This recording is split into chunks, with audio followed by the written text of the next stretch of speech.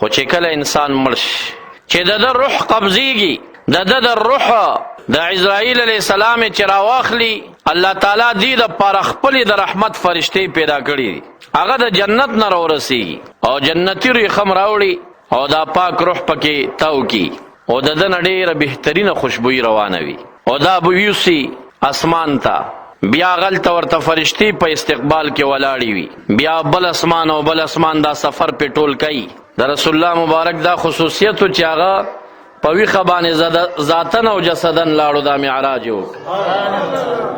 او باقی انبیاء علیهم السلام هغه په خوبونو کې دا سفر کړی دی اولیاء کرام هم روحن دا سفرونه کوي او عام سعدا چې دي چې کله مړ شي نو د دې روح باندې دا سفر الله تعالی د فرشتو په ذریعہ باندې کوي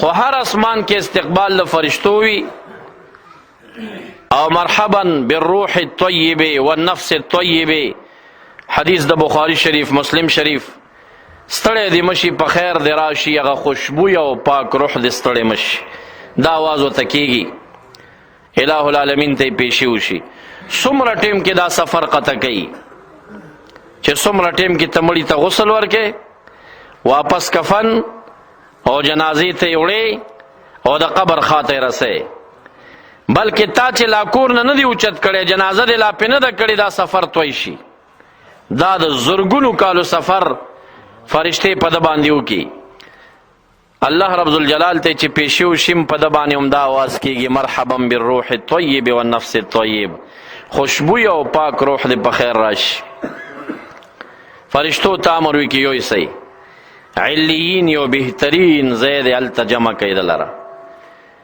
دا فرشتې راشي دا روح یو ځل راوړي انسان چې کټ کې واچولی شي د دې کفن او د دې تنې په منځ کې دا روح وي دا څومره خلک چې روان وي دته ښکارېږي څوک چې خبرې کوي دی اوري دا څه وایي بد وایي راپسې ښه وایي دا روان وي ورسره چې کله قبر کې کېښودل شي دا روح په دې تنه کې واپس دننه شي انسان بیرته ژوندی شي فرشتي راورسېږي نکیر او منکر فرشته پوښتنې شروع کړي من ربک رب دې څوک دی جواب ورته په عربی باندې کېږي خفه کېږه مه چې د عربي و بیا څنګه زده کومه د جنت تمه خو لرئ الحمدلله که نه لسان اهل الجنت عربي جنت کې عربي ژبه چلیږي دا څنګه به موږ عربي وایو هغه ذات چې موږ ته پښتو په ماشومتوب کې زده کړي ده نو هغه ذات په دې قادر دی چې عربي را زده کړي که نو په قبر کې به تا ته عربي زده بیا من ربک رب دې څوک دی جواب به ربي الله اوس نه دا خو دوه ټکي عربي ده خو زده یې که که نه دا خو یو ضروري سوال دی او مخې ته را روان دی ربي الله رب می الله دی ما دینو که دین دې څه شی دی دینی الاسلام دین می اسلام دی پښتو کې نه ګورې عربی کې زده که ځکه پښتو قبر کې نه چلیږي او نه هلته قیامت کې بیا من نبیک نبی دې څوک دی نبی محمد رسول الله صلی الله علیه وسلم دا درې جواب چې وشي دا یوه فرشته دی بلې ته وایي ما تا ته وویل چې دا کامیابیږي په سوال جواب کې علما مختلف دي چې دا څنګه رسول الله مبارک دته ښکاره شي عاشقان او محبین وایي چې رسول الله مبارک له حد ته راورسېږي د روح په شکل باندې یا مثل د روح او دی ولاړ وي نوراني شخصیت او دا فرشتې ته پوښتنه کوي ما تقولو فی حق هذا الرجل الذي بعث فیکم دې شخص متعلق د څه نظر دی چې نیکبخته نو دی ورته وایي هو محمد هو رسول الله دا محمد دی صلی الله علیه وسلم دا رسول الله دی زما نبی دی او چې منافق او بدبخته وي الله تعالی دې موږ وساتي هغه نه ها وازونه وځي او دنیا کې یو نوم خلکو یادو نو اوس دا نوم ماته یاد نه دی د دې محمد نوم به الله تعالی په ژبه نه راولي دا به نه راځي نو بیا به فرشتې هغه ګروزونه چې په یو ګروز به 2 میله دی په ځمکه نه نوځي وهي وی او دا ځمکه به داسې پرې راتنګېږي دا یو حقیقت مسلمه دی اتفاق د ټولو علماو مذاهبو دی چې دا ترتیب بدل ته روان وي کله چې د فرشتو سوال جواب خلاص د دې نه بعد ټول مردگان په یو انداز او یو حکم نه پاتې کېږي دې پورې خو چې نیک سړی ورشیم دا پوښتنې دي که بد سړی ورشیم دا پوښتنې دي دا ترتیب روان دی څوک کامیاب څوک ناکام. د دین بعد مردگان قسمونه لري. یو پیغمبران دی علیهم السلام، یو شهیدان دی، یو د قرآن عظیم شان حافظان دی، او یو په اولیاو کې صدیقین اولیاء دی. دا یو مقام دی د ولایت چې د شهید نه بالاتر دی او د انبیاء نه ښکته دی مقام. من النبیین والصدیقین والشهداء والصالحین. نو شهیدان، صدیقین اولیاء، قرآن کریم حافظان او انبیاء علیهم السلام، دوی ته الله تعالی چې دلته کومه زندگی ورکړي نو دا زندگی دوباره دلته په مرګ نه تواری کیږي. دا حیات د دوی جسدن دی و روحن دی، خو داسې یو حیات دی چې د دوی دا جسد دلته نه خرابیږي. دې ته حیات برزخی ویلی شي. کلونه په ده باندې تیر شي، دی روغ رمټ پروت وي پر خپل مرقد کې، سالم پروت وي. د ده دپاره دا قبر د جنت د باغچو نه باغچه شي، توسع پکې راشي پراخ. وسع له فی قبره 70 فی 70، اویا په اویا ګزونو کې دا قبر کې پراخي پې راشي د خاصو بندګانو دپاره. او کم چې عام خلق دي چې هغه صدیقین اولیاء نه وي، هغه قاریان او حافظان نه وي، هغه شهیدان نه وي، هغه انبیا نه وي، ما او تا او دا عام خلق د دوی په دې خېټه باندې دا وجود یې وپړسېږي، د پړسوب نه بعد ورژېږي. د الله تعالی چې کوم عام عادت جاری دی چې هر چا نه روح لاړ شي، بدبویي پیدا کړي کې بدبویان هم راشي او دا خاورې شي. خو دا د دې دلیل نه دی که یو چا بوی وکړه، یو څوک خاورې شه نو ګنې دا اوس بدبخته شه. نه، د بدبختۍ علامت نه دی. دا د الله عادت په دې جاری دی چې روح چا نه واخلي هغه به بوی کوي، چې روح چا نه واخلي به پړسېږي. پیشو چې مړه شي، سپی چې مړ شي، غوا چې مړه شي، نو ولې د ګناه کړی دا خو مکلف نه دی، دا ولې پړسېږي، دا ولې بوی کوي. د الله تعالی عادت په دې جاری دی چې څوک وپړسېدو چا ویشتی و نو بدبخته مه وایه ورته، بلکې دومره ووایه چې شهید نه دی. که شهید وی نو نه به پړسېدی. که چا بوی وکړه بدبخته مه وایه ورته، دې ته بدبختي نه وایي چې د بوی کړی دی، بلکې شهید ورته مه وایه، وایه شهید نه دی. که شهید وی بوی به یې نه کولی. په مسله خو پوه شوئ. زمونږ د عوامو دا فکر دی چې وپړسېږي او بوی وکړي دا جهنمي شو، داسې نه ده. دا د الله تعالی عادت په دې جاری دی چې څومره د انبیا، د قاریانو او د شهداو او د صدیقین اولیاو نه اخوا څومره خلق دي، هغوی په قبر کې پړسېږي، هغوی رژېږي، هغوی نه بدبویي هم راځي، هر څه به راځي. رسول الله مبارک فرمایي طعام سره ډېر خیال وکئ. په قبر کې چې اول مرده تنګېږي د خپل خېټې د بدبویۍ نه تنګېږي. په ده چې کم چینجي لګېږي، دا کم چینجي دي، کم خوا نه راشي. د هر انسان په خېټه کې دا واړه چینجي نه دي کتلي، همدا چینجي راغټ شي، دا خېټه وپړسېږي، دا وشلېږي، هماغه چینجي راپاسي د پاسه په ده باندې دوباره شروع کړي. دا هر څه خوري کېږي.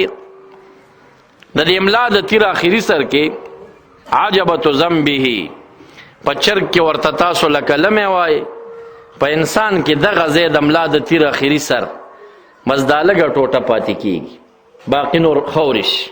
دا لږه ټوټه چې پاتې شي د دې نه بیرته الله تعالی یو قادر ذات دی، د هغې نه ترکیب د اندامونو او د غوښو دا ورباندې کوي، ورځ د قیامت ته یې دوباره بیا راپاسوي. نو حیات د انبیاء علیهم السلام نصوصونه ثابت دی. الانبیاء و احیاء فی قبورهم یصلون، پیغمبران په قبرونو کې ژوندي دي، دوی منځونه کوي. تلاوت هم په قبر کې ثابت دی. بخاری شریف حدیث دی، صحابه کرامو خیمه ووهله، په قبر کې د سورت ملک آواز راخته. رسول الله مبارکو فرمایل دا ناجی و منجی صورت دی، د عذاب قبر نه سړی خلاصوي. تلاوت هم دوی هلته کولی شي، مونځ هم کولی شي. یو څوک زیارت ته راشي، الله تعالی نه دعا وغواړي، دته علم وشي چې دا صاحب زما مزار ته راغلی، الله نه دعا غواړي، یو مشکل خدای په خېټه کې حرام پراته دي. او حدیث مبارک کې راځي چې یوه نوڼۍ د حرامو چا کړې وي، څلوېښت ورځې مونځ هم نه قبلیږي او څلوېښت ورځې دعا هم نه قبلیږي. هغلته هغه مرده چې نیک سړی وي، هغه دا صحنه وګوري چې دا صاحب خو ډېر مشکل کې ګیر دی، الله نه یې غواړي، نه یې ورکوي، هغه مستجاب الدعوات، هغه په قبر کې د الله نه دعا هم غوښتی شي هغه دعا وغواړي دا مشکل پوره شي. زمونږ د عوام داسې فکر کوي یاره دا وایي ډېر لوی سړی دی ده را سره داسې دوی نه کوي در سره، دوی الله نه غواړي ستا مشکل الله تعالی پوره کوي. مشکلات اولیاء چاته نه پوره کوي او نه انبیاء علیهم السلام چاته مشکلات پوره کوي. د دې مشکلاتو حل کوونکی او پوره کوونکی ذات الله رب ذوالجلال هغه ذات یې پوره کوي. خو دوی مبارکان سپارش کوي، د دوی حق د شفاعت او د سپارش دی. ورځ د قیامت کې چې ما ته په مشکل کې راګیر شو نو رسول الله مبارک چې د دې مشکل نه مونږ خلاصوي، په څه معنا هم خلاصوي؟ په دې معنا هم خلاصوي چې الله تعالی ته په سجده سرږدي کنه، الله تعالی شفاعت قبلی کنه، سوال قبلی، زاری قبلی کنه. په دغه معنا باندې نو دوی په دې مشکلاتو ختمولو کې علل نه دي، سببونه دي، ذریعی دي. دوی وسیله او د دوی دعاوي په هغه وجه باندې دا مشکل پوره شي. دا وجه د کتابونه زموږ لیکي علامه کوثري رحمه الله هم چې الاستمداد والاستشفاع والتوسل من واد واحد، د یو نبی یا ولی نه مدد غوښتل او یا هغه نه شفاعت غوښتل او یا هغه الله ته په وسیله کې پیش کول، وی دا یو څیز دی، دا څه فرق نه دی. په معنا یې چې پوه شي دا یو شی دی، خو چې مؤمن حقیقي ونه ګاڼي. او که مؤمن حقیقي دی که دا د اهل سنتو نظر بیا نه دی، دا بیا د شیګانو عقیده دی. عقیده ده چې هغوی د انبیاو د اولیاو مددونه معجزه او کرامتا نه ګڼي بلکې هغوی مؤمن حقیقي ګڼي او مطلقا وایي چې په هر کال کې زمونږ مشکل کشایي هم دوی کوي، زمونږ روزیانې هم دوی را کوي، زمونږ مشکلات دوی حل کوي. دا بیا د آغا خانیانو عقیده ده چې هغوی په کور کې د آغا خان بېدینه یو تصویر ساتلی دی او بیا هغه تصویر نه وایي دا روزي رسان زما دی، دا مشکل کشا زما دی. په ګاډي کې د آغا خان تصویر لګولی وي، دا داس دی په روډونو کې چې نه جنګېږي، کمر نه نه غورځېږي، مدد د دې شخصیت دی، فلان فلان فلان. د آغا خانیانو، د اسماعیلیانو، د شیګانو، د اهل سنتو توفیر هم دغه دی چې مونږ استمداد د اولیاو د انبیاو معجزتن و کرامتن، که یو نبی چا سره مدد کوي دا د هغه معجزه وي، که یو ولی چا سره مدد کوي دا د هغه کرامت وي. معجزه او کرامت کې تاثیر حقیقي رب کائنات لري وي. نو دا شانتا انبیاء علیهم السلام مددونه، یو مثال به زه درکم چې رسول الله مبارک مدد په کومه معنا باندې کوي. دا غي څه مطلب دی؟ دی دمشق په طرف کې یو کس بندش، علامه یوسف ابن اسماعیل النبهانی رحمه الله شواهد الحق کې دا واقعا ذکر کړي. باچا جیل کې واچو 2 لک درهم یې وغوښتل، دا براکې رات دی ډیر مسکینو، باچا ظالمو چې لار ترې روکه شوه، د خلاصي لارې نه وه. نو یو ملګری یا کلیوال حج ته روان دی، دته مخخې ته راغی جیل خانې ته، دی ورته یو چټۍ لیکي وي، دا چټۍ واخله او چې کله د رسول الله مبارک روضې ته لاړې نو دا په دې جنګله کې ور واچوه. چټۍ یوړه، په چټۍ کې دا لیکلي یا رسول الله علیه السلام ما باندې لارې تنګې شوي دي، بادشاه ظالم نیولیم 2 لک درهم غواړي، دا زما وس کې نشته دی او بادشاه ظالم مې تر هغې نه خوشي کوي چې دا پیسې ورنکم. یا رسول الله علیه السلام ستا دربار کې شکایت کوم، فریاد کومه، زه دې مشکل نه الله تعالی ما خلاص کی. دا چټۍ لیکلې ده، حاجي صاحب حج وکړه، مدینې منورې ته لاړه، هلته به شرطه وه، چټۍ ورچولې نه شوه، داسې چلې وکړه چې د جنګله کې داسې کونډه شان وه، دا چټۍ یې وشلوله او په دې کونډه کې یې راواچوله. کله چې کونډه کې واچوله واپس لاړ. لږ وخت چې د حاجیانو ټیم ختمېده، میاشت 2 بعد یو کس دی بادشاه راولېږه ده پسې چې راځه بادشاه دې غواړي. کله چې بادشاه ته ورغی، داسې یو ځوان ناست دی، د فارس او د ایران نه راغلی تجار دی. بادشاه ورته وایي چې دا ته د چا د خلاصي دپاره راغلی او 2 لک درهم دې ما ته راوړي، دا شخصیت دی، دا یا دی؟ هغه ورته نوم اخلي چې زه فلانې یادوم، وی فلانې دی نو نه پیژنې؟ دا ورته وایي پیژنم یې نه باچا صاحب، چې هر څوک دی خو په نوم یې پیژنم، دغه نوم راته چټۍ کې لیکل شوی دی، که دغه نوم والا دا شخصیت خدا مراد دی او که دا نه بل به وي. وی عجیبه د 2 لک درهم پې ورکوې او ته اوسه پورې پیژنې نه، دا څه قیصه ده؟ هغه ورته وایي بادشاه دې کې ستا کار نشته دی، 2 لک درهم ستا مطالبه ده، دا واخله او مجرم ما سره پرېږده. دی د لاس نه ونیو را روانې که او ورته وی الله دې تا سره ډېر احسان وکړي، ډېر لوی ښېګڼه دې وکړه، ما سره کور ته لاړ شه. وی نه حج ته تللی وم، کښېنه چې واقعه درته بیان کړم. په ځمکه کښېناسته، وایي چې حج نه راله مدینې منورې کې کښېناستمه، ما باندې د رسول الله مبارک محبت ډېر غالبه شو. د صحابه او د غریبۍ او د مسکنت ټیمونه رایاد شو، زما د عملداري راته ودرېده. وی داسې ناست وم جنګلې سره او ژړل مې چې یا الله کاشکې زه دې په هغه زمانه کې پیدا کړی وی چې ما د خپل مال حال ټول پر رسول الله مبارک قربان کړی وی. و یا الله چې اوس هغه وخت دې پیدا نه کړم، په دې وخت کې دې پیدا کړم او دومره دې مالدار کړم چې ما ته د خپلې سرمایې پته نه لګي، دومره مالدار یم. دې وخت کې که د رسول الله مبارک څه ضرورت او حاجت یو زما په دنیا پوره کېږي، نو یا الله ما پوی که چې هغه حاجت زما په دنیا پوره شي. وی دې ژړا کې مې سترګې پټې وې، ژړل مې، یوه چټۍ راله چې ګورم د لمن کې را پرېوت. چټۍ مې چې راواخسته هغې کې لیکل شوي دا شکایت چې یا رسول الله بندي یم، 2 لک روپۍ بادشاه غواړي، لاره د خلاصې مې نشته دی، شکایت ستاسو دربار کې کومه.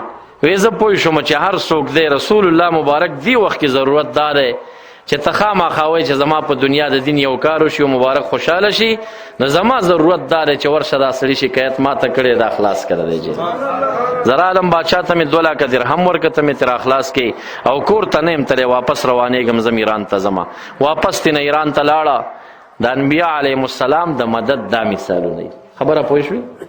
دا که سوچ وکړي الله تعالی دې کې څومره اثر وکړه، دا چټۍ دې ځینه د لمن ته چاره وغورځوله، الله تعالی په قدرت ولوېده، خو رسول الله مبارک ذریعه او سبب پکې جوړ شي. صحیح ده؟ نو مدد حقیقي الله تعالی کوي. انبیا علیهم السلام ته نسبت د دې یو مجاز او سبب وي. دقسې مثال وي لکه پسرلي کې بوټي شنه شي، خلک کوئی پسرلي ګیا شنه کړه، دا پسرلي نه شنه کړي، دا الله تعالی شنه کړي وي، خو پسرلی ورته ذریعه او سبب جوړ شوی وي.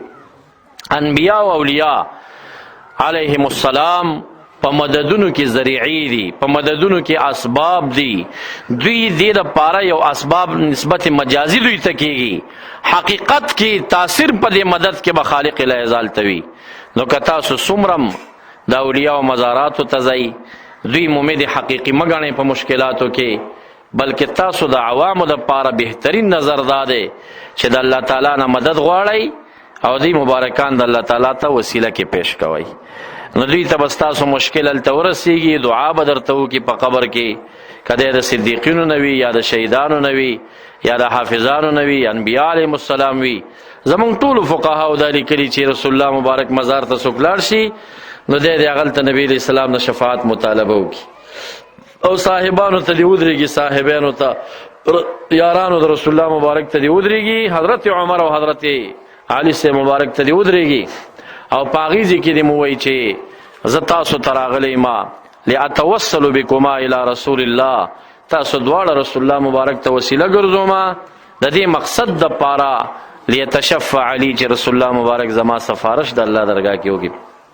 په دغه طریقه باندې مزاراتو ته چې ځئ، مالګه پرتی وموسکل الله تعالی مو بیماری ښه کړه، یاره دې مالګې سره ښه شوم، نو په دې خو موږ تاسو پوهېږو چې ښه کړي الله تعالی یو شفا هغه راکړې ده، ذریعه ګرځېدلې ده، ذریعي دي، ده اسباب دي. دوایي مو وخوړه، په دې موږ پوهېږو چې الله تعالی موږ ته شفا راکړي، خو دوایي ورته ذریعه ګرځېدلي.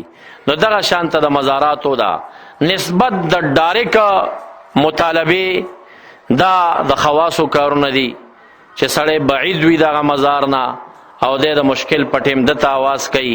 بعضې مشایخو بعضې اولیاو صوفیو کړي دي، خو ګوري دا چا چې آواز کړی وي دا هم ذي حال وي، چا ته چې آواز شوي هغه هم ذي حال دي. د چې آواز هلته رسېدلی دا هم کرامت دی، هغه چې آواز لرې نه اورېدلی هغه هم کرامت وي. کرامات چې وي دا د ذي کرامت خلکو کار دی. عام خلک به په هغې ځان نه قیاس کوي چې فلاني ولی خو داسې کار کړی دی اوس به زه هم داسې اوازونه کومه. هغه ولی دی، بزرګ دی، هغه به کړی وي.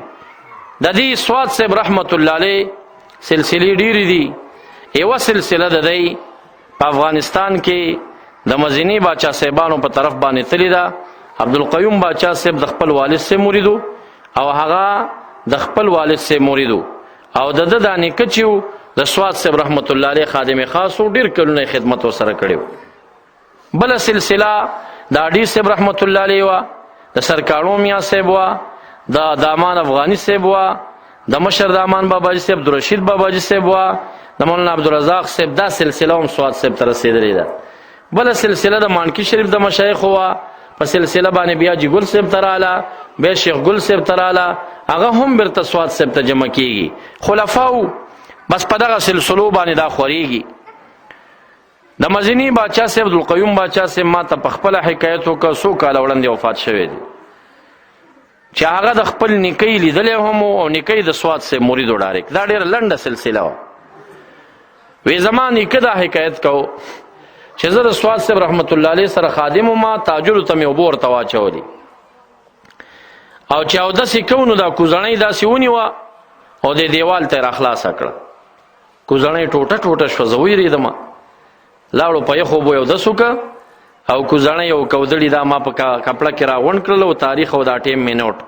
یوه میاشت بعد د انډیا نه د سواد صاحب مرید راغی، د لاهور په ځنګلو کې را روانو ځان ته، او حکایت یې باباجي ته وکړه چې ځنګل کې یو زمری را باندې راغی او چې کله دې زمري ما باندې حمله کوله نو ما آواز وکړه سواد صاحب رحمت الله علیه ته، او یو کوزڼۍ راله زمری پې باندې ولګېده، زمری مړ شه، زه روغ رمټ راپاسېم رالم.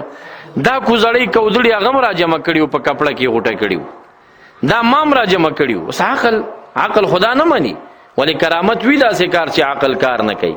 یوه کوزړۍ نه دوه جوړې شوې، هغه سره هم په کودړي پراته دي، ما سره هم پراته دي، زمری هم پې لګېدلی دی. د سوات نه په لاهور کې زمری څنګه ولګېد؟ دغه حساب وي لکه مخکې چې تاسو ته په معجزه کې ما وي چې مبارک شګې ویشتلې وي، کافرانو سترګو ته رسېدلې وي. الله تعالی اثر وي او قدرت وي په دې کې که نه. ته چې په دې دنیا کې دا اوس ته ګورې په ظاهري حساب سره چې په افغانستان کې کروز میزایل لګېږي او کشتۍ د کراچۍ په بحر کې ولاړه ده، انکار ترې کولی شي؟ په ټي وي کې ښکاره ده، ته ښکاري که نه ښکاري؟ او هدفي لګي که نه لګېږي؟ د کومې دنیا نه شی را روان دی او په کوم ځای لګي او سرنګ کې دننه هم شی ولي. د انګریزانو په ایجاد یو چا جوړه کړه دا قدرت، خو ځکه منې چې په سترګو دې ولیده. نو د الله تعالی په ذات بیا ولې قدرت نه ساتي چې هغه دا شی د دې ځین هغه ځای ته ډایرکټ رسولی شي، هغه پې ویشتی شي، چې هر کله کرامت شو، کرامت کې اثر الله تعالی ته وي، نسبت دوی ته مجاز وي. دا دې دپاره وي چې سواد صاحب رحمت الله علیه د مرید په ذهن کې قدرمن شي، د دې دا مقصد وي، هغه عقیده نور هم راسخه شي. دا مشکل هغه ته پوره شه، هغه غزینه آواز وکړه، هغه هم صوفي او خلیفه د سواد صاحب و، دی مبارک یو کامل شخص و، کرامتن دا خبره صادره شو. اوس یو بل سړی وایي چې یاره دا قصه ما مولانا صاحب نه واورېده، اوس زه چې ځنګل کې مشکل کې ګیر شم نو زه به د الله تعالی ته چغه نه وایم، زه به یم سواد صاحب ته وایم 500 چغې ووایه، تا ته کوزڼۍ نه راځي؟ سوچ بکې خبرې ته. دا ما واقعه د کرامت وه. کرامت مستمر نه چې هر څوک داسې کوي نو همداسې کار به ورسره کېږي. یعنی الله تعالی قادر دی چې د مبارکو په لاسونو داسې کرامت صادرولی شي. دا چې اوس دایمي صادرېږي ده، یا د مشکل په ټیم به موږ بل چاته چغه نه وو، یوازې سواد صاحب ته به وهو، نو دا غلط سوچونه دي، غلط فکرونه دي. زما او ستا دپاره هغه ذات شته د مشکل په ټیم چې هغه همیشه زموږ اورېدونکی دی، هغه همیشه مختار کل دی، هغه د پاسه څوک نشته چې د یو کار نه منع کړي، هغه همیشه زموږ مدد کړی دی او کولی شي. زموږ به د مشکل په ټیم آواز هغه ذات ته وي.